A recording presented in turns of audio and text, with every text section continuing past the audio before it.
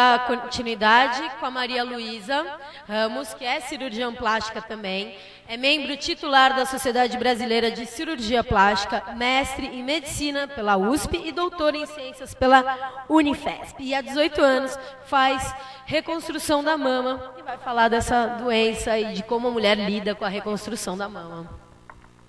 Boa tarde, é uma honra estar aqui, eu estou bem emocionada. Eu faço isso há 18 anos e eu sou muito mais uma testemunha de muitas escaladas, de tantos Everestes que as minhas pacientes percorreram e que eu costumo, a minha maneira, colaborar e participar. O câncer de mama é uma doença que vem tendo uma incidência aumentada quando você analisa por décadas. Nas últimas décadas é uma doença que vem aumentando, basicamente por uma mudança do estilo de vida das pessoas, do número de filhos, do nível de estresse, da alimentação, do sedentarismo e da mudança da posição da mulher no mundo hoje. Então, a doença está associada com hábitos de vida. É uma doença que não existe cientificamente prevenção.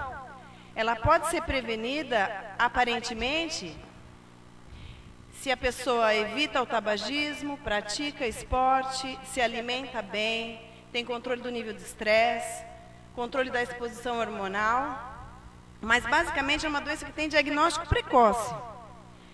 Então, em situações ideais, ela pode levar à cura. Mas a cura é uma palavra que engloba um conceito muito amplo. O que é se curar de uma doença?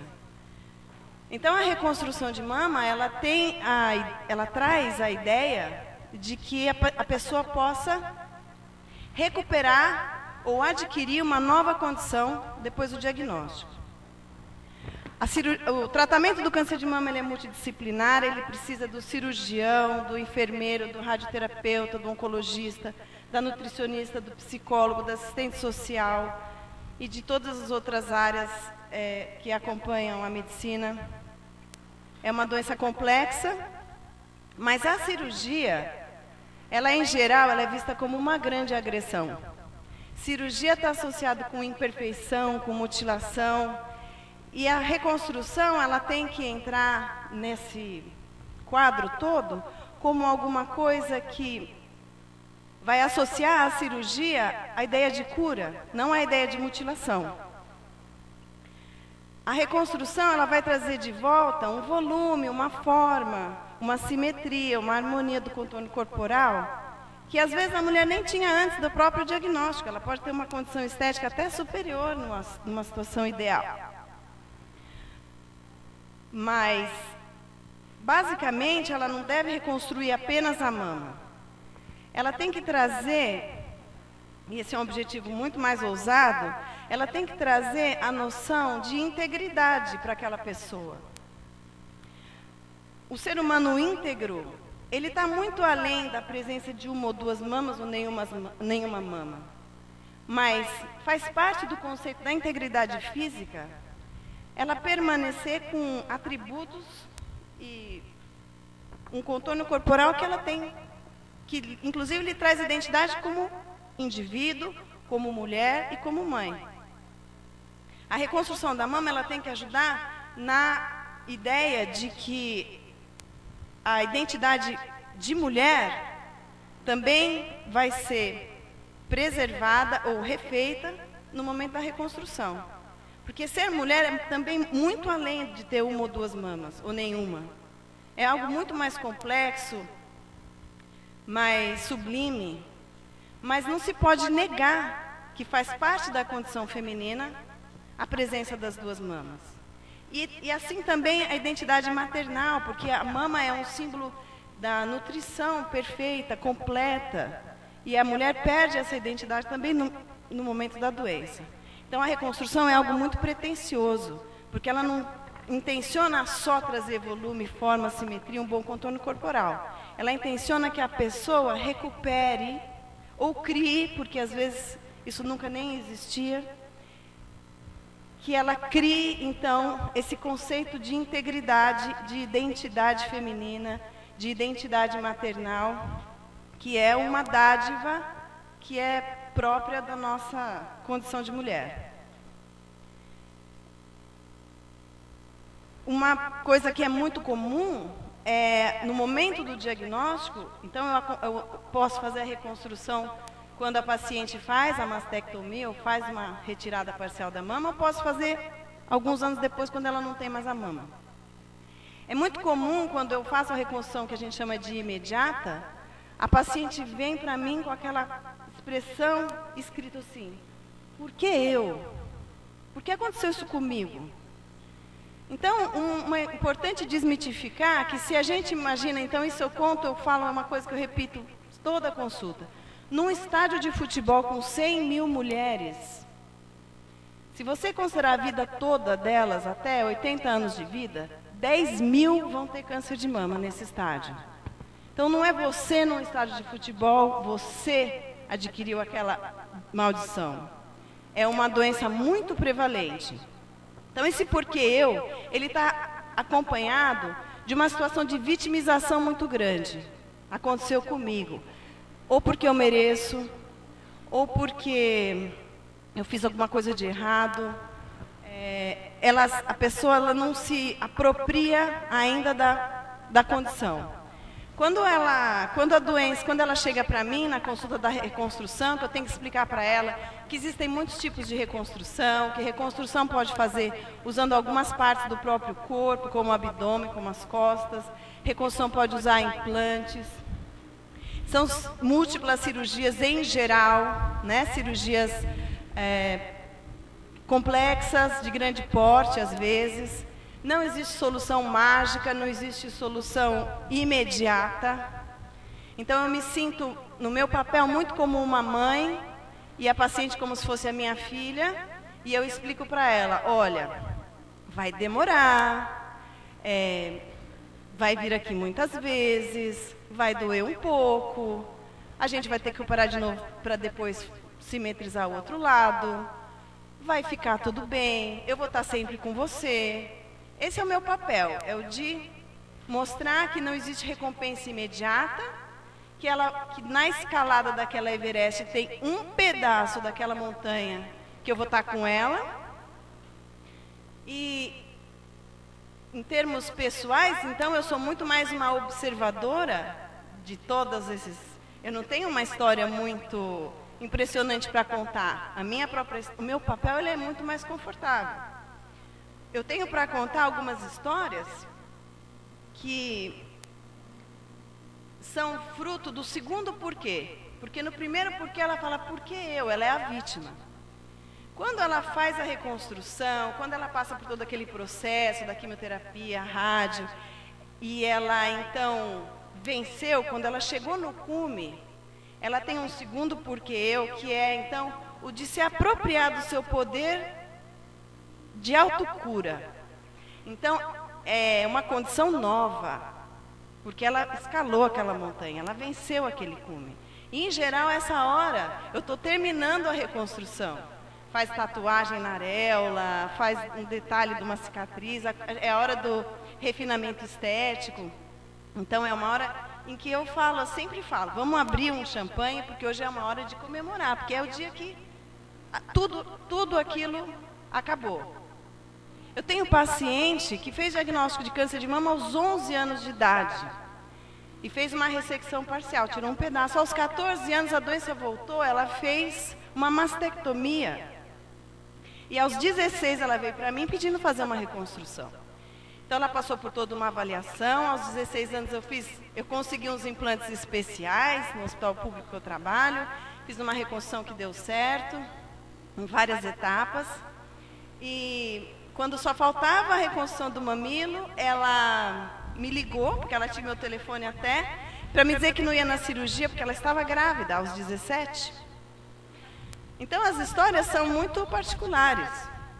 E recentemente ela voltou, ela parou de amamentar e a cirurgia da reconstrução do mamilo está marcada ainda até o final desse ano. Eu tenho uma paciente de 67 anos que corria 10 quilômetros por dia. Fiz uma cirurgia de 7 horas de duração. No dia seguinte, entrando no quarto, ela está dobrando o cobertor, arrumando a cama e totalmente preparada para o que ainda vinha pela frente. Eu tenho paciente que era freira que usava hábito e que só o rosto de fora. E quando ela teve um câncer de mama, ela me procurou, ela fez uma reconstrução imediata.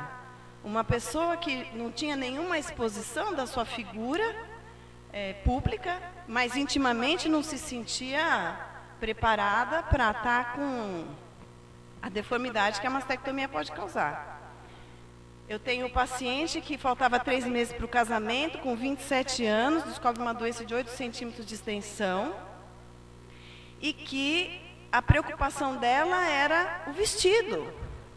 Então, ela foi submetida a uma mastectomia, eu fiz uma primeira etapa de uma reconstrução, e quando eu entrei no quarto, no dia seguinte, que a cirurgia tinha sido mais agressiva até do que o planejado, porque existem ainda achados de exames que são feitos durante a cirurgia, hoje em dia isso é muito comum, que sugeriram que a cirurgia dela precisava ser mais agressiva, essa era uma possibilidade que estava cogitada, mas parecia mais remota.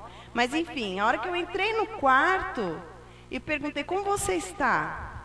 Aí rolaram umas lágrimas gordas, enormes, de cada olho, assim, ela falou, eu estou muito triste. Aí eu sentei. Falei, eu também. Só que a gente tem a nossa escalada para cumprir. E foi com muito prazer que essa semana ela me levou as fotos do vestido Tomara que Caia, do casamento que foi 3 meses depois da cirurgia, em que a gente conseguiu realizar um tipo de reconstrução que permitiu que ela se casasse no dia que ela queria, com o vestido dos sonhos, e agora ela está complementando o tratamento dela com outras coisas. Então, basicamente, a minha história é participar de histórias muito mais complexas do que a que eu tenho. Eu tenho muito prazer em fazer isso no serviço público há 18 anos. Eu faço isso na minha clínica privada igualmente. Todas as pessoas têm que saber que é um dever do Estado o oferecimento da reconstrução mamária para todas as mulheres que têm diagnóstico de câncer de mama, pelo SUS e, portanto, por todos os planos de saúde e convênios médicos também. Dentro da minha prática privada, o que eu percebo é que a condição da mulher, independente da condição social, econômica, intelectual, é sempre a mesma. As mesmas aflições, as mesmas dores, os mesmos anseios. Isso faz parte da condição humana. Isso transcende qualquer outra categoria que a gente possa colocar as pessoas. É muito importante, sempre que eu tenho oportunidade eu digo, é uma doença que a prevenção está associada ao estilo de vida. O diagnóstico precoce se dá através da mamografia. A primeira mamografia aos 35 anos para quem não tem nenhum antecedente. Dos 40 aos 50 anos, mamografias cada 2 anos. A partir dos 50 anos, mamografia anual. Se houver um antecedente em primeiro grau, quer dizer, ou mãe ou irmãs, isso pode mudar um pouco. Um parente distante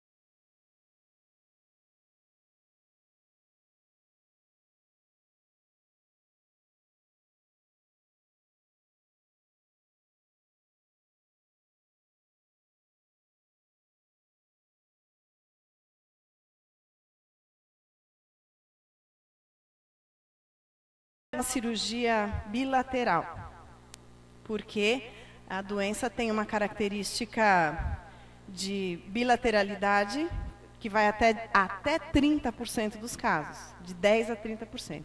Então, e tem outras considerações também que levam a fazer uma cirurgia bilateral, isso é bem específico, mas hoje em dia é uma abordagem recorrente, mais moderna.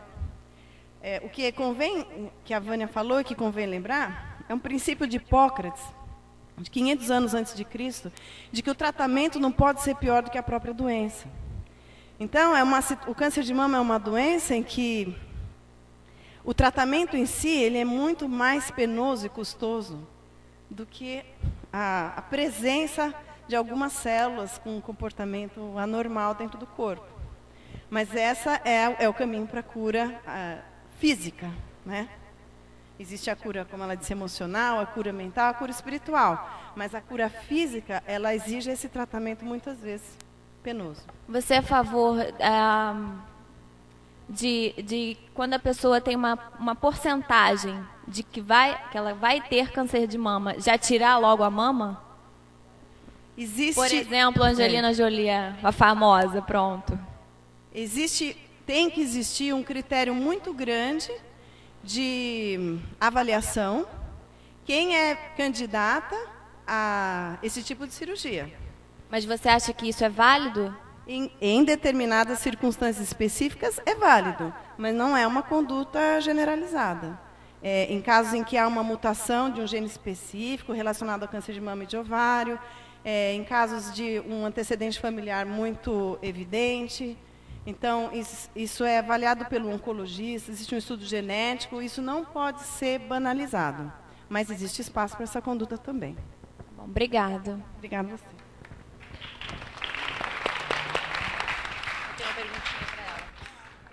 A Veri teve que dar uma saidinha.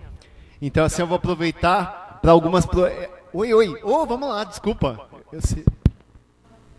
Vai lá, vamos lá. Você acha que o exame ultrassom de mama, você não precisa mais fazer o exame de mamografia? O ultrassom é um exame complementar à mamografia. Existe uma coisa que é a questão populacional. Então, para uma população genérica, o exame de screening, quer dizer, a peneira que separa quem tem e quem não tem câncer de mama é mamografia. Porém, dependendo da idade, da constituição da mama, o ultrassom vai dar uma informação complementar à mamografia. Então, em geral, hoje, classicamente, você vai indicar ultrassom junto com a mamografia. Em políticas públicas, você pode, então, eleger a mamografia como o exame para diagnóstico precoce. Eu vou aproveitar essa oportunidade, o autoexame é muito importante, mas a mamografia deveria ser o carro-chefe da política pública, não o autoexame. O Brasil tem 10% dos mamógrafos que poderia ter. O mamógrafo é um aparelho simples, é um aparelho de raio-x, não custa caro, e as políticas de saúde deveriam, na intenção de prevenir ou permitir o diagnóstico precoce, deviam investir muito mais na disseminação de mamógrafos e na conscientização da mulher da necessidade de fazer mamografia do que no autoexame propriamente. A gente não pode desmerecer o autoexame, mas diagnóstico precoce, a doença é menor que 1 centímetro. Então, esse diagnóstico, em geral, é feito através da mamografia complementada pelo ultrassom. O ultrassom, ele poderia não ver alguma imagem que a mamografia... Eles são complementares. Eliminar a mamografia da sua vida, só fazer. Não. E tem a questão da atitude perante o exame, porque pode ser doloroso, pode ser desconfortável. É o momento que a gente entra em contato com a possibilidade de estar doente, em contato com a possibilidade de ter uma doença letal, em contato com a ideia de morte. Por isso que a gente mitifica o exame. Mas tem que ir lá, dar um apertão, dói um pouco, e precisa ter consciência e fazer o exame sem... Tem entendimento que é contra isso que a gente tem que lidar, essa dor ela tem que ser secundária. É chato, mas é fundamental. Tem alguma idade que seja a melhor para começar a fazer os exames? A primeira mamografia aos 35, população geral. A primeira mamografia aos 35, a segunda aos 40. Dos 40 aos 50, a cada 2 anos. A partir dos 50, anualmente. Se tiver um risco pessoal aumentado, aí isso pode ser antecipado, o segmento pode ser mais de perto. Mas e as pessoas com 20 e poucos anos? Em geral, elas não vão ter indicação de fazer mamografia, mesmo porque a mamografia na mulher que não teve filhos, ela é um exame que oferece pouca especificidade, pouca sensibilidade. A mama é mais glandular. A mamografia ela é baseada no contraste entre glândula e gordura, então a imagem aparece por causa dessa diferença branca e preta que tem no raio-x, que é um raio-x. E aí, então, na paciente jovem, você pode, na suspeita, você vai complementar com ultrassom, pode fazer uma ressonância, você pode... Mas a suspeita de câncer numa paciente de 20 e poucos anos, ainda hoje, se ela não tiver história familiar nenhuma, isso ainda é um achado. É uma situação fora do habitual. Eu queria, na verdade, a minha pergunta é dirigida mais aos representantes do poder público. Daqui de Ilhabela? Isso. Para saber se nós temos um mamógrafo em Ilhabela. Quem quer falar? Não, mamógrafo não temos, mas é encaminhado para o AME, que é o Ambulatório de Especialidades do Governo. Em que cidade? Caraguá. Existe algum plano que vocês tenham conhecimento do governo federal para facilitar a aquisição de mamógrafos, principalmente porque nós vivemos numa ilha com condições climáticas extremamente desfavoráveis, onde dificulta a locomoção de pessoas de baixa renda daqui para outras cidades, e seria extremamente importante, fica aí a sugestão e o pedido aos representantes do poder público, que pesquisem a respeito de possibilidades de aquisição de um aparelho que é tão importante, como foi dito aqui pelas doutoras, e que iria facilitar tanto a vida das mulheres aqui em Ilhabela. Certo. O que a Secretaria de Saúde faz também são alguns convênios com a parceria privada, em esquema de multirões, e aí realiza sim aqui na ilha. Mas já está sim em planejamento para a Santa Casa adquirir sim um mamógrafo. Está caminhando para isso. Malu, pergunta da internet. Das mulheres que superaram, ou seja, que venceram o câncer e que fizeram ali a reparação, né, a reconstrução, qual é o índice de satisfação estético? Ou seja, a mulher, após a sua reconstrução, ela continua se sentindo tão bonita quanto ou tão mulher quanto? O índice de satisfação das pessoas, em geral, está associado ao índice de expectativa. Então, faz parte do meu trabalho trazer a consciência da pessoa para uma expectativa real de resultado. Então, se eu consigo que ela compreenda o que as técnicas e as estratégias cirúrgicas podem oferecer, ela vai ficar satisfeita porque ela vai obter, porque a reconstrução faz quem quer. Faz quem pode. Quem pode? Quem tem uma condição oncológica que permite, quem tem uma condição de saúde que permite. Então, se ela pode fazer e se ela quer fazer, aí ela vem até a mim e eu explico o que é possível. Se ela compreende, então ela tem uma satisfação grande. A reconstrução ela é uma parte desse todo. A paciente que se sente uma sobrevivente, uma vitoriosa, ela vai estar feliz. Ela vai olhar para as cicatrizes como marca das feridas que ela curou. Mas existe todo tipo de ser humano e também existe a que fica por melhor resultado anatômico que ela tem, ela vai ficar insatisfeita, porque no fundo ela queria curar outras dores que o tratamento cirúrgico, a reconstrução não foi capaz de tratar. Então a gente tem todo tipo de satisfação, todo grau de satisfação ou de insatisfação. Vai muito do quanto a pessoa compreende o que aquele método pode oferecer e o quanto ela supera aquela circunstância da vida. Obrigado.